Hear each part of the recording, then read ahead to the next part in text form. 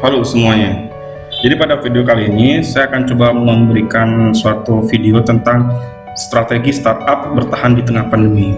Jadi sesuai dengan apa yang kita hadapi saat ini, Indonesia maupun di seluruh dunia sedang menghadapi pandemi dan ini menghadapi suatu kondisi tanpa kepastian. Kita akan kesulitan menghadapi pandemi karena yang kita hadapi adalah krisis yang dimulai dari isu kesehatan.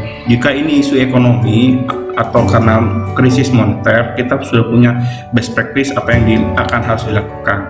Sementara di masa pandemi saat ini, semua orang berlomba-lomba untuk menawarkan solusi. Namun kita tahu bahwa semuanya masih berupa percobaan dan belum ada yang satu signifikan yang benar-benar tepat untuk bisa dikatakan sebagai suatu solusi. Jadi apa strategi startup bertahan di tengah pandemi? Ini dia, tidak ada. Jadi belum ada formula bagaimana caranya kita bertahan di tengah pandemi ini. Kalau memang sudah ada startup yang sudah mature, yang sudah dewasa, yang sudah settle, itu tidak akan mengalami kerugian atau kesulitan seperti sekarang ini.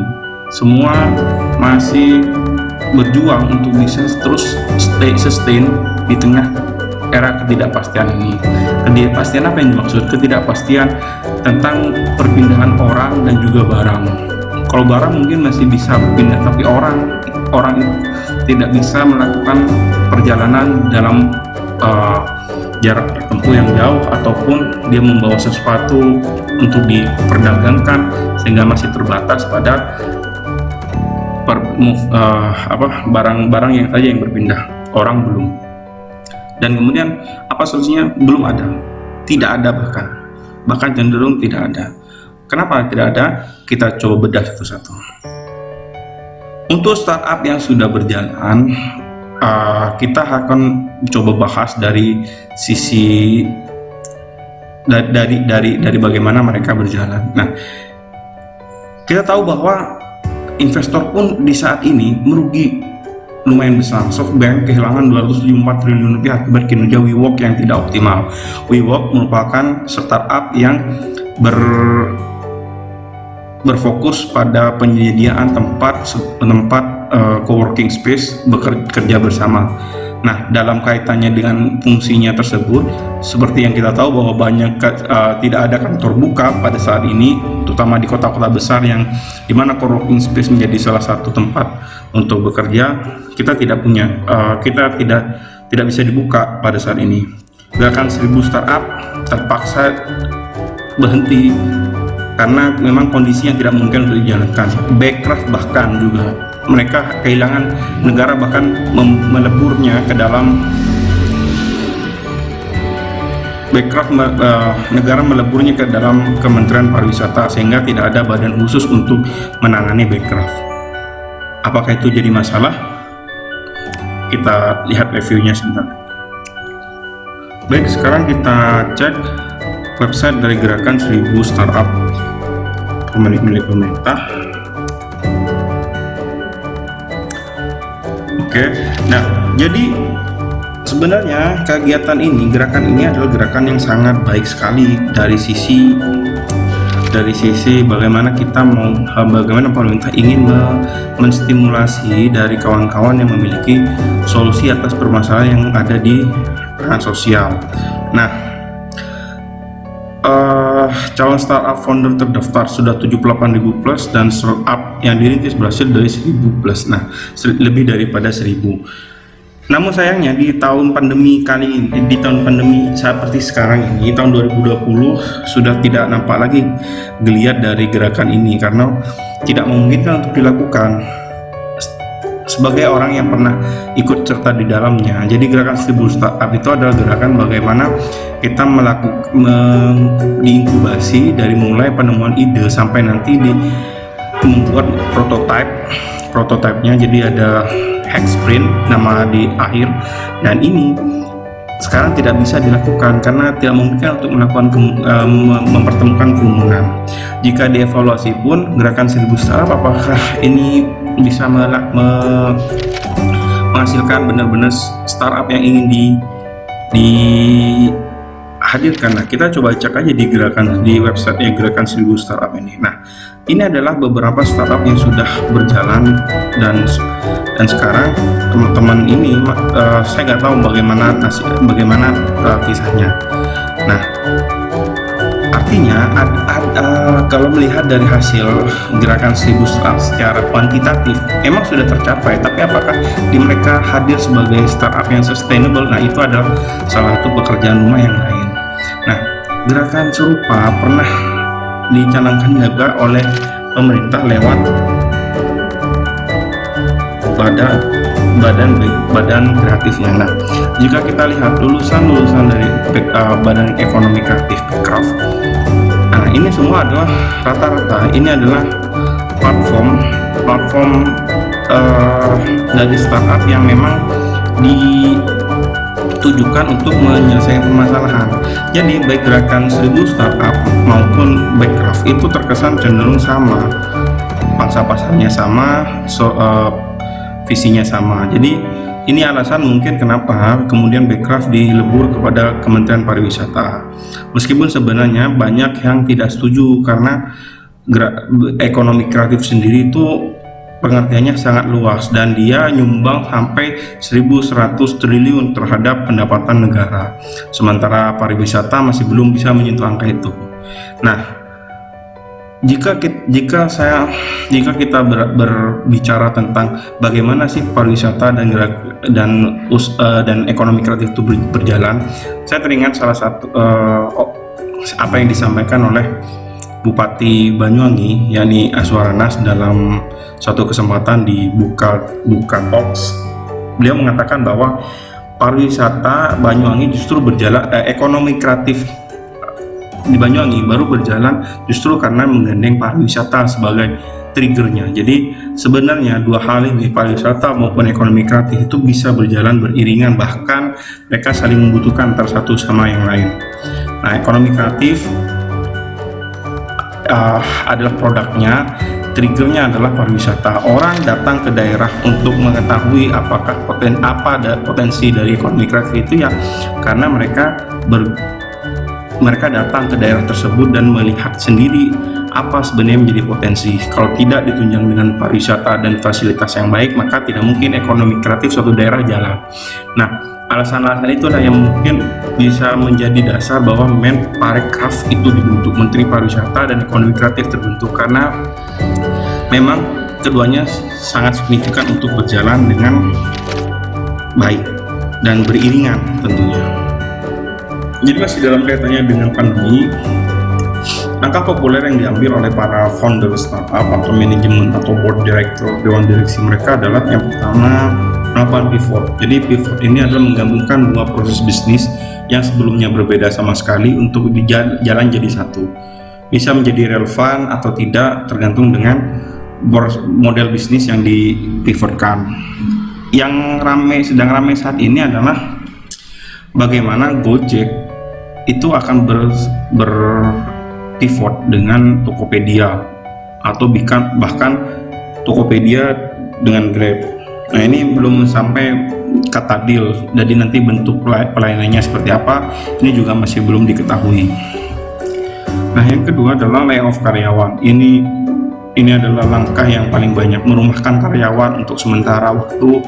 Ini demi memotong arus kas dan neraca perusahaan agar tetap sehat. Jadi tidak dipecat tapi di layoff. Jadi nanti ketika kondisi memungkinkan akan dipanggil lagi untuk bisa bekerja kembali. Nah, kemudian bahkan ada yang membentuk layanan bisnis. Hoop, Airy Room adalah dua dari contoh startup yang kemudian memilih untuk menutup layanan bisnisnya karena tidak memungkinkan lagi untuk bisa beroperasi. Zomato di Indonesia bahkan sudah angkat kaki karena sudah tidak bisa bertahan di tengah pandemi. Apalagi memang sebelum pandemi kondisi persaingan pasar dan juga masyarakat sudah sangat susah untuk ditebak, apalagi dengan ditambah kondisi saat ini, maka tidak memungkinkan bagi mereka untuk terus stay dan bertahan dengan model bisnis yang sama untuk waktu ke depan. Jadi lebih baik mereka tutup dulu layanan bisnisnya, entah nanti ke depan akan kembali lagi dengan model bisnis yang lama atau bahkan dengan model bisnis yang baru. Kemudian investor funding, kita masih bisa berharap bahwa akan ada investor yang datang daripada startup kita. Namun dengan kondisi seperti sekarang, peredaran uang orang dan barang tidak terlalu signifikan atau jauh daripada target. Itu bisa dilihat dari bagaimana neraca perdagangan di setiap negara sekarang mengalami reses. Nah, ini dia jadi salah satu tantangan. Apakah masih ada investor yang mau memberikan seed funding terhadap startup tadi? Kita tidak tahu apakah itu masih ada. Yang kemudian ada promo besar-besaran. Promo besar-besaran dilakukan dengan memberikan potongan harga, memberikan poin, memberikan diskon dan segala macam metode lain yang memungkinkan untuk dilakukan di dalam ini. Nah, kemudian itu adalah kelima langkah yang paling memungkinkan untuk dilakukan dalam kondisi seperti sekarang. Nah, tematik startup yang kemudian bisa naik di masa pandemi ini ada beberapa yang kami catat. Yang pertama adalah layanan streaming. Layanan streaming mengganti dalam pola konsumsi orang. Yang pertama dengan datang ke bioskop untuk nonton film, sekarang cukup dengan layanan streaming. Semua media besar bahkan diikuti oleh televisi itu menyediakan layanan streamingnya sendiri. Kita bisa bicara tentang Netflix, tentang Disney, tentang Mola, itu semua ditawarkan dan harganya cukup relevan dan masih bisa dimasuk di kantong. Misalkan kita anggarkan untuk nonton setiap minggu 50.000, maka dalam 1 bulan kita bisa menghabiskan uang 200.000. Nah, 200.000 untuk layanan streaming 1 bulan sepertinya masih masuk akal dan itu masih bisa mencakup layanan yang kita tonton. Nah, segmentasi pasar Disney, Mola, Netflix dan lain sebagainya, bahkan MNC pun juga memiliki aplikasi sendiri, RCTI Plus bahkan juga ada. Nah, itu mereka memiliki segmentasi pasar. Nah, bagaimana dengan kalian yang akan memilih layanan mana yang akan kalian berlangganan? Maka itu tergantung pada profil kalian mau nonton apa dan di mana. Yang kedua adalah e-commerce. E-commerce ini jadi salah satu startup yang masih terus bisa berkembang di tengah pandemi kali ini, karena pada dasarnya pandemi adalah mengikat orang agar tetap stay di rumahnya masing-masing. Maka e-commerce adalah salah satu pilihan yang tepat. Dan jika dilihat banyak perdagangan yang melibatkan hal-hal yang berbau alat pelindung diri seperti masker, face shield jadi salah satu yang cukup trending. Orang-orang bisa berperang harga di situ, apalagi ketika masker sempat langka dan juga keberadaannya masih terbatas. Dan yang ketiga adalah layanan fintech. Layanan fintech itu terintegrasi dengan e-commerce biasanya. Jadi misalkan penggunaan GoPay, terus kemudian OVO itu bisa terdongkrak karena adanya layanan streaming dan e-commerce yang menggunakan mereka sebagai media pembayaran. Selain itu juga semua bank konvensional rata-rata sudah hampir menggunakan m-banking, sehingga layanan fintech ini adalah layanan yang memang pasti digunakan dan juga mendukung dalam kinerja. Apalagi kita kan sangat jarang untuk melakukan transaksi secara manual, jadi semuanya melalui m-banking ataupun fintech ini.